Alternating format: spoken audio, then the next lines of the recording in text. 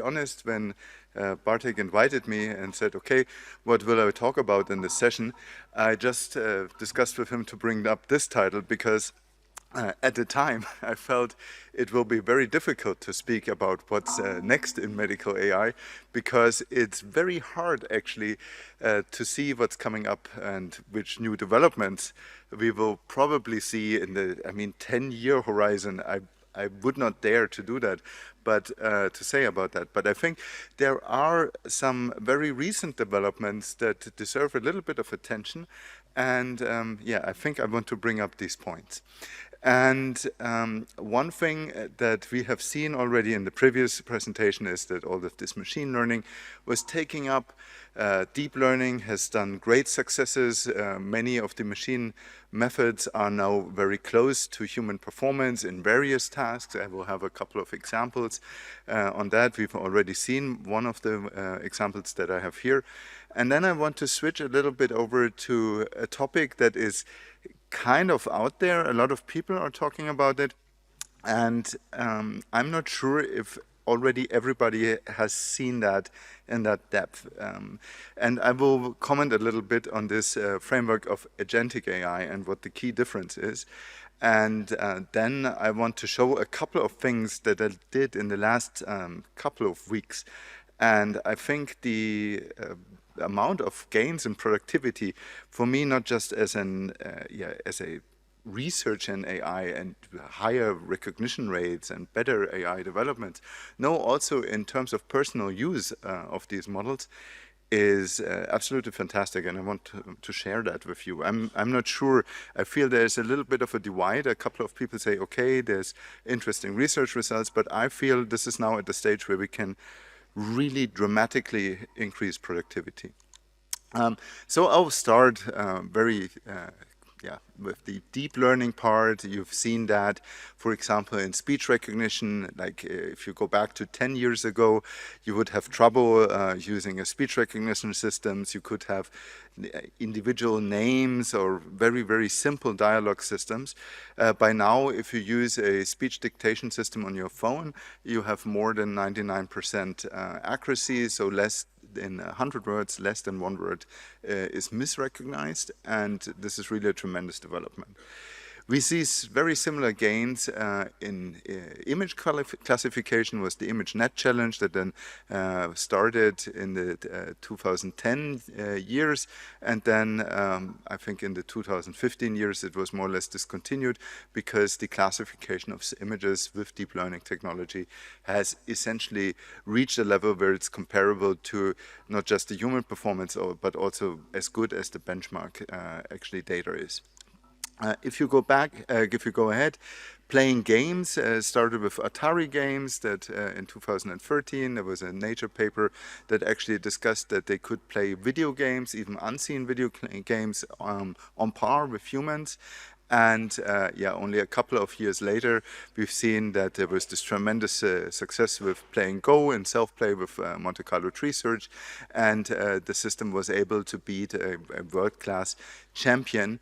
And from there on, the Go players, as we've seen in the previous presentation, started to use the AI to get themselves better in Go. So now the machines are teaching the expert Go players what are the best moves in Go, which is a tremendous development. We've gotten much better in image classification. If you think of ImageNet, it was assigning an image to a category. This is an example from 2 years ago. I took a picture of myself and used GPT-4o.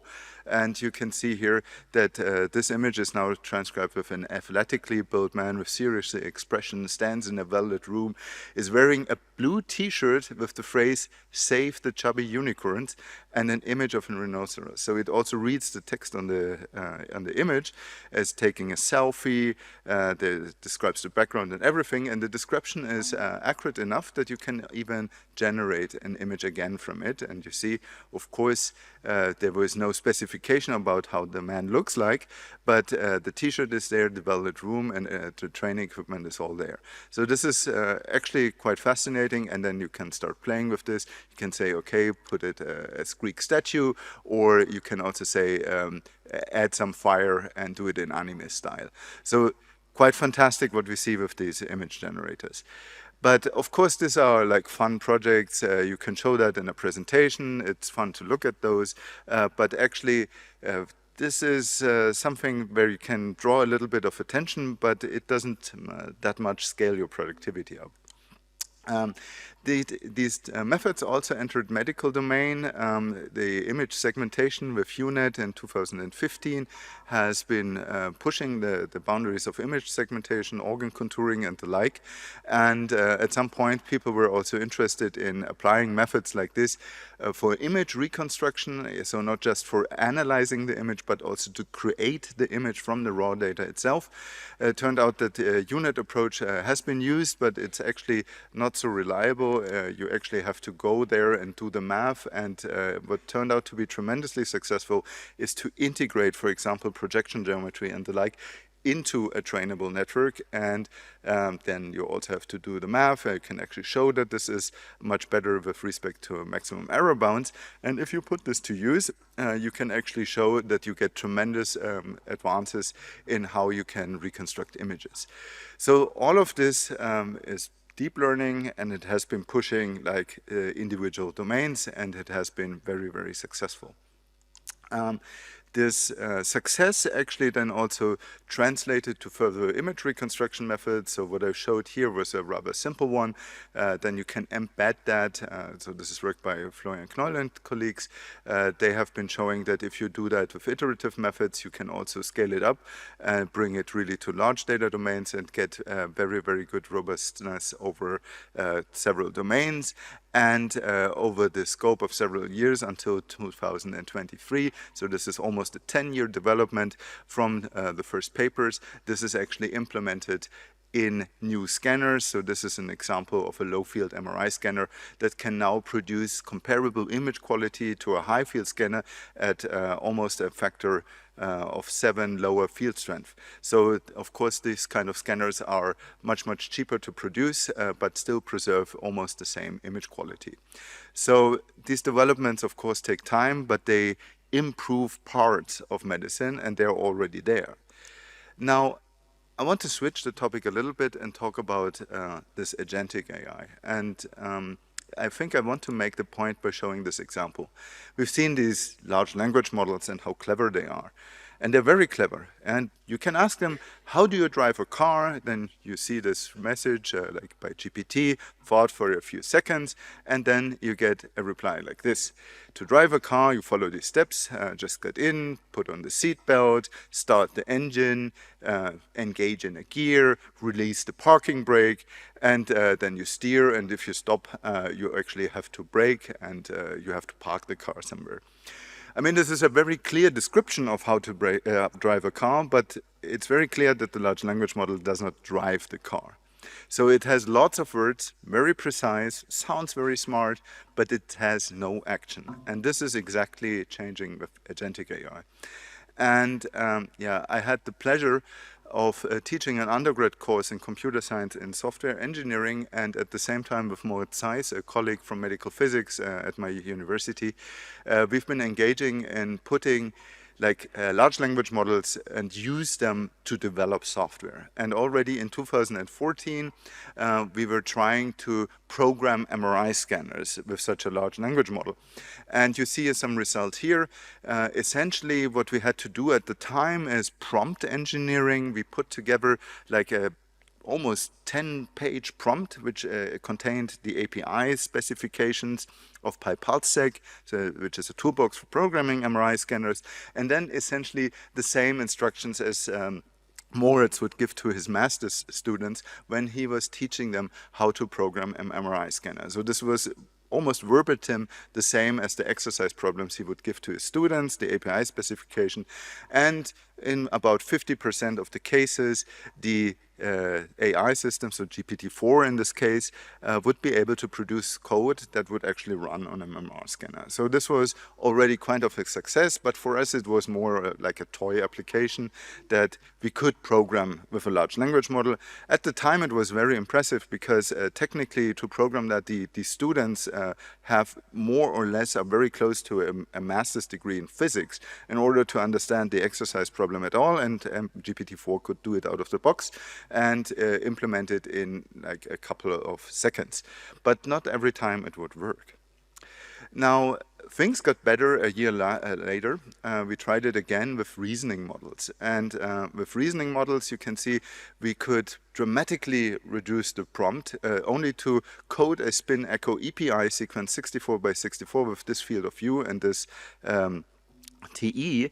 And we put like a human, GPT-4o, and grok-free thinking to the test. And you can see here the results. Obviously, this is the human baseline implementation. This is how it should look, the sequence design, and you can see that it reconstructs the image correctly. GPT-4o is here without thinking, and the model that does not have access to reasoning and checking itself was not able to solve the problem. But essentially the thinking models like grok-free, also Claude and others were more or less able to solve the task. It would implement a sequence that would give an image, but still suffer from a few artifacts. So this is like a year ago, but already very promising. So this time it's not whether working code comes out or not, but the code was working, but the sequence design was at occasions flawed, and it took a couple of prompts to correct it. And this is now the step where I want to go towards agentic AI really in this framework and see what's happening if you give the AI a tool. And the tool that we essentially give here is a simulation environment for an MR scanner that you can also inspect the outcome of the sequence and then use a vision module to look at the image. And if you do that, and this is results that we essentially completed 3 weeks ago. So this is brand new. We have it on archive, but I want to show you what's happening then. So obviously we get a working sequence with agent for MRI, and we get the correct sequence that you would essentially get in a standard book implementation. And this is of course a big step ahead compared to the LLM, which on occasions or most of the time actually did have minor flaws in the sequence design. Now, if you look at the usage, here are the comparisons with like the first steps, just the LLM, then LLM for MRI, and then the agentic framework. You can see that there is no error bar on the agent, no matter what agentic model we used. One instruction was enough, and it would solve the task and get the right sequence running. And this is actually quite impressive. What's even more impressive if you look at the cost. So here the costs are for Gemini 2.5 Pro, GPT-5, and Claude 4.1 Opus. And to solve this, it went into an agentic loop where it improved the code, looked at the images, and tried to fix the sequence. And essentially all of the models completed within 15 minutes of time. As baseline, we had a student work on the same task, and we needed 5 instructions to the student and approximately 150 minutes for the implementation. And if you break it down to the, well, for the student, we can't say the number of tokens, but if you break it down to cost of human labor, all of the models are much cheaper than compared to what our student is doing. Well, that's one insight. Another one is you can put that into an agentic loop and then try to optimize towards a certain task and goal. And this is inspired by Andrei Karpathy's work that he just recently published only on X actually, and on GitHub. And we adopted his auto research framework to MRI imaging. And with this we could show that we can essentially not just develop a book implementation, but a state-of-the-art implementation of an advanced sequence that essentially does a lot of the tweaks that are already known in literature, but essentially running this in a loop and pushing it even further made us, gave us the position to essentially develop an even better MRI sequence. And at the same time, by we're running this so frequently, we essentially organized this as a kind of virtual challenge. And we could only at the cost of approximately 75 euros fill an entire virtual challenge leaderboard, which is also very interesting, because as soon as you set up the goal that you want to measure, you can have these agents work more or less autonomously, really over longer periods of time, and they will try to solve the task. So this is very, very interesting observation. And of course, the results, there's a few caveats. The models try to cheat at some points and so on. We have that in the paper if you're interested. Now let me quickly come to further developments, because I think everyone here in this lecture hall is by now more or less has the same capabilities as a software engineer or software developer. Because I did a little experiment with students in a course on the Masters of Business Administration and taught them the methods that I'm discussing here. And within 3 weekends, they set up together a prototype for patient information consent agreement. So you may know these forms that you explain the procedure and then you have to fill them out. They thought they could do it essentially with an automated system. We went through all of these steps of software engineering and how to design a system, and within the 3 weekends they were able to build a working prototype. This is quite amazing, and I put all of these things together into a course called Vibe Coding Software Engineering with LLMs. It's an online course, 13 hours of recordings. And then I realized when I uploaded this to our video portal, there's transcripts automatically generated. So I took the transcripts and essentially used agentic AI and these workflows that we're developing here, and could develop a whole textbook on agentic software engineering within approximately 1 month. So this is now in print, it's in press. It's one of the first, probably the first textbooks in lecture notes in computer science by Springer that has a high degree of AI support in the development. And the book itself is describing how to build a large, in this case, tech software project like the book itself. Let me quickly show what's coming next. We can do data analysis with these methods like crazy. Wrote a blog post a year ago on how China is gaining more and more percentage in publications on major AI conferences. Then I was asked, do you have data? Do you have evidence? Some of the numbers are estimates in your table. I took that, took 3 days to build an agentic system. I parsed 88,000 papers on the last 11 years of the 5 major AI conferences, and now I have hard numbers for exactly the statistics. If you look at that, we will need, of course, more foundation models.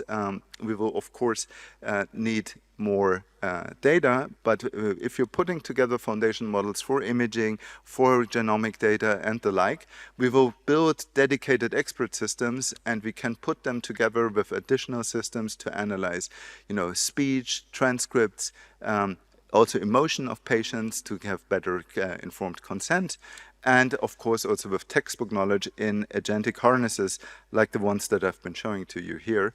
And with that, I'm very sure that we can build very, very effective systems, and we will be able to support medical workflows at an unprecedented scale.